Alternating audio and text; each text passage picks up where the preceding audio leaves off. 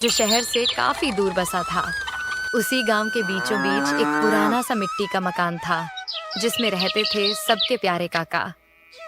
काका की सबसे खास पहचान यह थी कि वे रोज होटल या ढाबा नहीं चलाते थे, बल्कि सिर्फ रविवार के दिन ही 100 किलो मटन पकाते थे। साथ में गर्मा गर्म चावल और कुरकुरा पापड़ भी परोसा जाता था। गांव में और भी कई होटल थे, लेकिन रविवार के दिन सारे होटल सुनसान हो जाते और काका के आंगन में मानो मेला सा लग जाता। उस रविवार को भी काका तड़के उठ गए और बाजार की ओर निकल पड़े। बाजार के कसाई ने हंसते हुए कहा, काका, आज फिर 100 किलो मटन ले जा रहे हो? लगता है पूरे गांव का पेट तुम्हें ही भरना है। काका ने मुस्कुराते हुए जवाब दिया, अरे भैया, रविवार का दिन है और रविवार मतलब काका का मटन। आज सबका पेट भी भरेगा और मन भी। वे भारी भरकम मटन उठाकर धीरे धीरे घर पहुंचे। दरवाजे पर उनकी पत्नी काकी खड़ी थी। काकी बोली, सुनते हो, इतना सारा मटन अकेले ढोलाते हो, थकान नहीं होती क्या? क्यों ना हम गांव में ही एक होटल खोल ले। रोज यही काम होगा तो थोड़ा आसान हो जाएगा। होटल? अरे भगवान, ये कैसी बात कर रही हो? अगर होटल खोलेंगे तो रोज बनाना पड़ेगा। रोज बनाएंगे तो लोगों को वही स्वाद कहाँ मिलेगा? अभी तो लोग हफ्ते भर इंतजार करते हैं, तभी उनका प्यार और स्वाद दोनों बरकरार रहता है। पर मुझे तो लगता है कि तुम्हारे हाथ का स्वाद कभी कम ही नहीं होगा। लोग हर दिन भी खाएंगे तो उबेंगे नहीं। बस यही राज तो मैं किसी को नहीं बता सकता।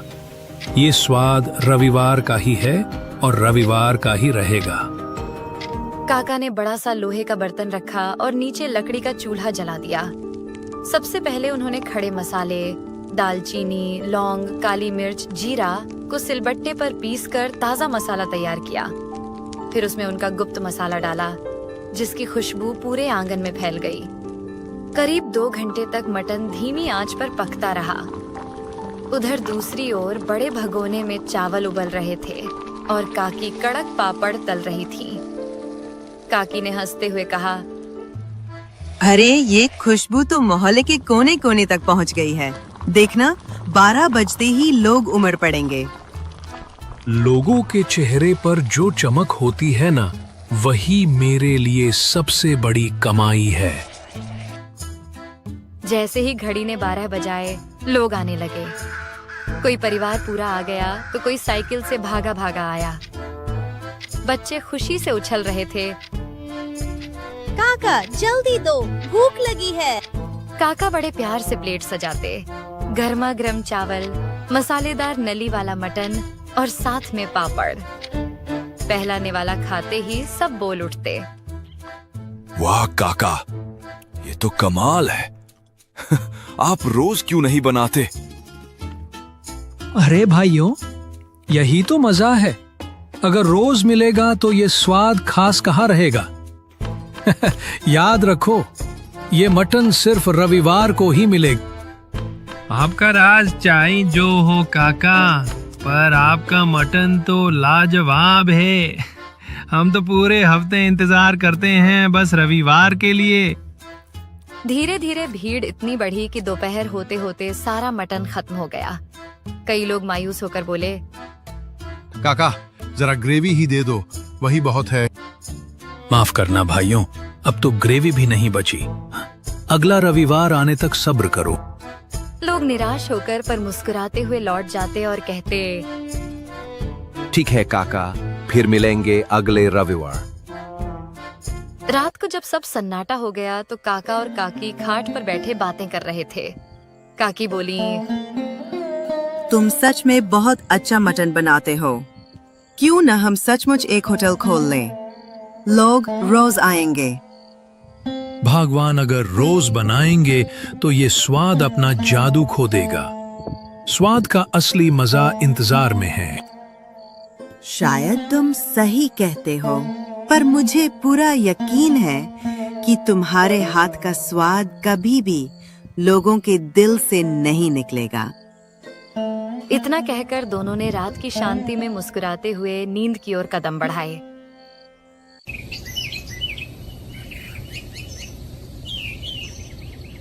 अगले दिन सुबह काका गांव की गलियों में टहलते हुए निकल पड़े।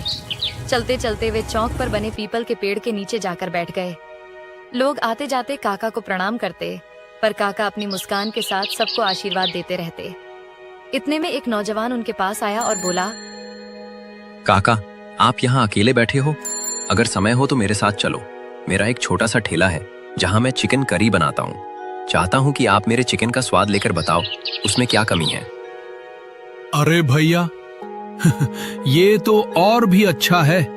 यहाँ यूं ही बैठने से तो अच्छा है तुम्हारा चिकन चख लिया जाए। चलो दिखाओ अपना हुनर। दोनों उसके ठेले पर पहुंचे। लड़के ने जल्दी जल्दी गर्मागर्म चिकन करी और चावल की प्लेट सजाई और काका के सामने रख दी। काका ने पहला निवाला लिया, कुछ देर चबाया और फिर बोले, देख बेटा, तुम्हारा चिकन ठीक है, पर इसमें जान नहीं है।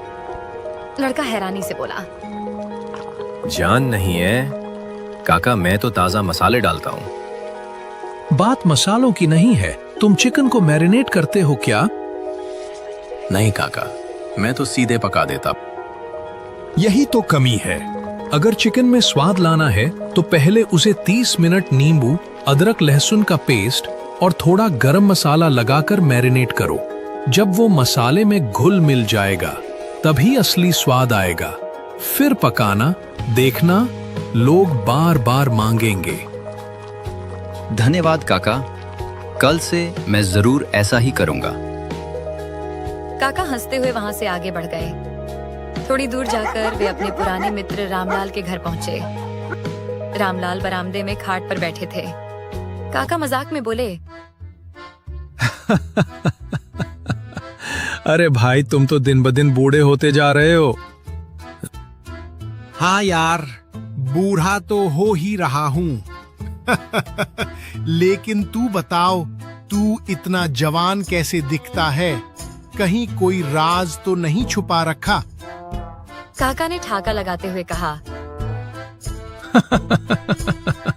राज है तो सही, पर बता दूं तो तू भी जवान हो जाएगा। फिर गांव वाले हम दोनों को देख हैरान रह जाएंगे। दोनों जोर जोर से हंसने लगे। काका ने प्यार से कहा, देख भाई, कभी रविवार को घर आ जाया कर, तुझे अपना बेहतरीन मटन खिलाऊंगा। हाँ यार, मैंने भी बहुत तारीफ सुनी है तुम्हारे मटन की। एक दिन जरूर आऊंगा। थोड़ी देर बातें करके काका विदा लेकर अपने घर लौट गए।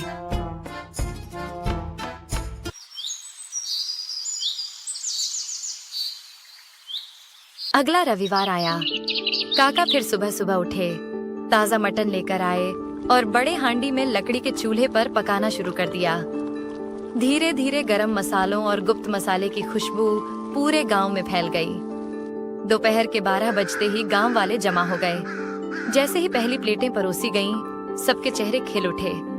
एक आदमी छकते ही बोला, अरे काका, आज तो प्लेट में मटन के पीस ज्यादा दिख रहे हैं।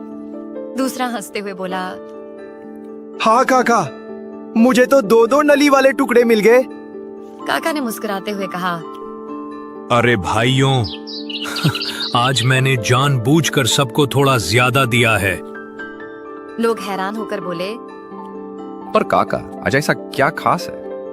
काका ने मुस्कुराते हुए कहा, आज की ही तारीख को मैंने पहली बार रविवार का मटन बनाना शुरू किया था, तो समझ लो ये हमारी सालगिरह है। उसी खुशी में आज सबको दुगना मटन मिलेगा। गांव वाले खुशी से झूम उठे और खाने में डूब गए। थोड़ी देर में वे लोग भी आ पहुंचे जो पिछले रविवार को रह गए थे। काका ने उन्हें भी प्लेटें सजाकर दी। वे चाव से खाने लगे और बोले, वाह काका, इंतजार तो बहुत लंबा था, पर आज तो 2 गुना स्वाद मिला। भीड़ में एक नया चेहरा भी था।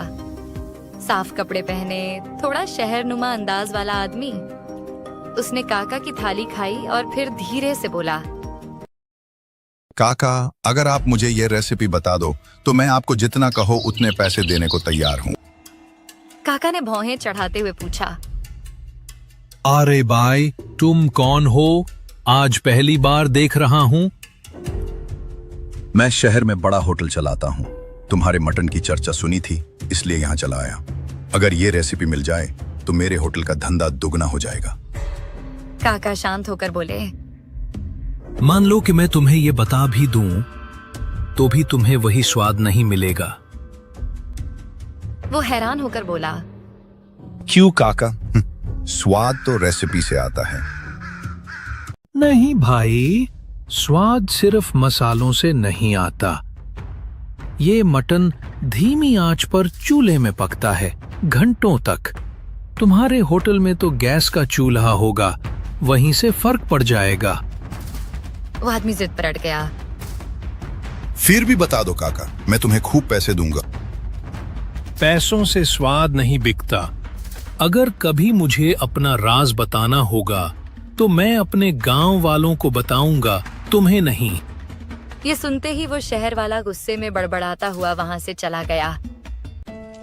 वाह काका, आप तो सच में गांव की शान हो। बस भाइयों, यही प्यार ही मेरी असली कमाई है। उस रात जब सब सो चुके थे, काका और काकी खाट पर बैठे बातें कर रहे थे। भगवान, अब उम्र हो रही है। सोचता हूँ हमारे इस मटन के राज को आगे कौन संभालेगा। काकी ने सहमति में सिर हिलाया। सही कह रहे हो, पर किसे दोगे ये राज? कौन बना पाएगा तुम्हारी तरह? क्या पता कोई खुद चलकर आ जाए, जिसे ऊपर वाला हमारे लिए भेजे। दोनों यही सोचते सोचते सो गए। सुबह दरवाजे पर दस्तक हुई। कोई है घर में? बाहर से एक धीमी आवाज आई। काका बाहर निकले तो देखा एक दुबला पतला लड़का खड़ा था। लड़का बोला, काका मैं अनाथ हूँ, कई दिन से भूखा हूँ, कुछ खाने को मिलेगा? काका उसे अंदर ले आए। काकी ने तुरंत चावल और बचे हुए मटन के टुकड़े परोसे। लड़के ने आंखों में आंसू लिए खाना खाया। काका ने प्यार से पूछा, बेटा, तुम अनाथ हो और हमारे भी कोई संतान नहीं, क्या तुम हमारे साथ रहना चाहोगे? लड़का कुछ देर सोचकर बोला, काका मुझे खुशी होगी आपके साथ रहने में। आज से तुम हमारे बेटे हो। अब हमारा राज भी तुम्हारा है। इस तरह काका और काकी को अपना वारिस मिल गया। तीनों साथ रहने लगे और गांव में उनकी खुशियों की नई कहानी लिखी गई।